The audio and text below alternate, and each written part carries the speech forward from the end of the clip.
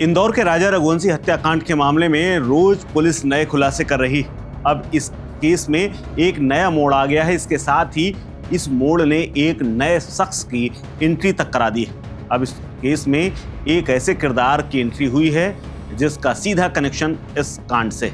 Police ने सोनम की call detail खंगाली और इसी कॉल डिटेल में एक ऐसे शख्स से बातचीत सामने आई है जिससे सोनम एक महीने में 250 बार कॉल करके बात कर चुकी है, कभी आधे घंटे कभी 1 घंटे। कॉल डिटेल में चौंकाने वाली जानकारी सामने आई। जांच में पता चला है कि सोनम हत्याकांड से पहले सोनम राज के अलावा किसी तीसरे शख्स से भी बातचीत किया करती थी। तो शख्स का नाम संजय वर्मा बताया जा रहा है। 1 मार्च से 8 अप्रैल के बीच में सोनम ने संजय वर्मा को लगातार कॉल किया। 38 दिनों के अंदर सोनम ने संजय को 234 बार कॉल की। सोनम ने उसका नंबर संजय वर्मा के नाम से आगे उसमें होटल लिख रखा है और सेव कर रखा था। पुलिस जांच में यह भी स्पष्ट हुआ है कि राजा रघुवंशी हत्याकांड में राज कुशवाहा के अलावा अन्य लोग भी शामिल थे। इसीलिए परिवार वाले लगातार कई लोगों का नाम ले रहे हैं। यहाँ तक कि सोनम के परिवार को भी इस पूरे हत्याकांड में शामिल होने और उनकी भूमिका के बारे में जांच की बात कही जा रही है। अब सवाल यह है कि आखिर ये संजय वर्मा है कौन?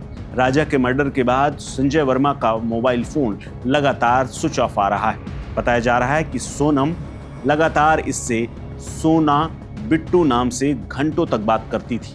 सोनम ने 3 हफ्तों में संजय वर्मा के मोबाइल पर कभी 1 घंटा तो कभी आधे घंटे बात की। जब सोनम का राजा रघुवंशी के साथ ब्याह तय हो गया, सगाई हो गई, तो दूसरे नंबर से 8 अप्रैल को कई बार बात हुई। 8 जून से ये मोबाइल स्विच ऑफ आ रहा है। मेघालय पुलिस को शक है कि सोनम और राज कुशवाहा ने ही संजय वर्मा के नाम पर से मोबाइल लिया होगा ताकि हत्या की प्लानिंग की जा सके और पुलिस संजय वर्मा को तलाशने में लगी रहे। ये बात भी सामने आई कि राजा हत्याकांड के बाद से ही संजय वर्मा का मोबाइल स्विच ऑफ आ रहा है और पुलिस ने अभी तक इसके बारे में कोई जानकारी साझा नहीं की।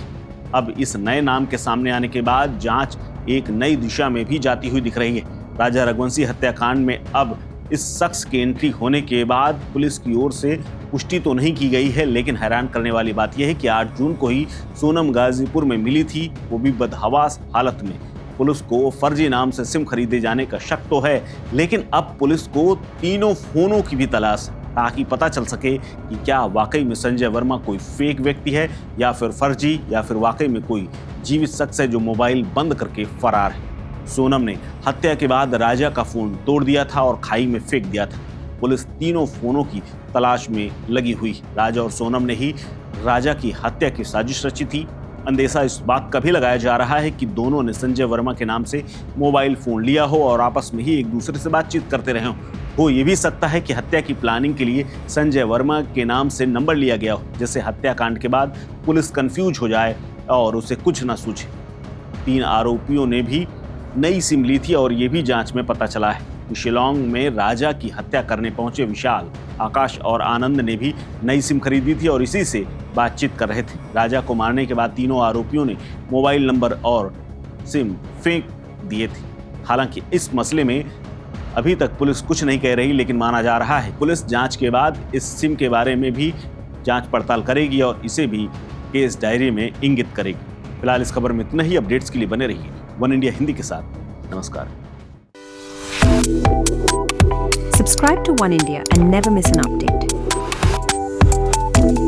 Download the One India app now.